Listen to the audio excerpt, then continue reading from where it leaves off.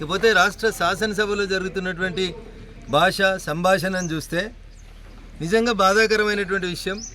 చదువుకున్న వాళ్ళు, కొత్త వాళ్ళు, రాజకీయాలకి రావాలనుకుంటున్నటువంటి మేధావులు, ఈ రాష్ట్రంలో అధికారంలో ఉన్నటువంటి కాంగ్రెస్ పార్టీ నాయకుడు, ముఖ్యమంత్రి గారు, ప్రతిపక్ష నాయకులు మాట్లాడుతున్నటువంటి మాటల్ని చూస్తుంటే సిగ్గుతో తల వంచుకునేటువంటి పరిస్థితి ఉంది.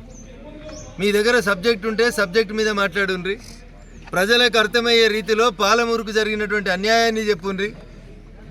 10 ఏళ్ళు చంద్రశేఖరరావు చేయకపోతే 2 ఏళ్ళుగా రేవంత్ రెడ్డి పాలమూరుకి ఏం చేసిండో చెప్పుర్రి తప్ప నీ నోరు కంపు, నా నోరు కంపు, అందరి నోరు మూసి కంటే కంపు. దీన్ని చూసి ప్రజలు ఏమనుకుంటున్నారంటే రాజకీయాల పట్ల ప్రజల లోపల ఒక రకమైనటువంటి ఏహ్యభావం కలుగుతుంది. అందుకని దయచేసి భాషను నియంత్రించుకోవాలని అటు ముఖ్యమంత్రి గారికి, ఇటు ప్రతిపక్షంలో ఉన్నటువంటి ప్రతిపక్ష పార్టీల నాయకులకు కూడా నేను ఈ సందర్భంగా విజ్ఞప్తి చేస్తూ ఉన్నా.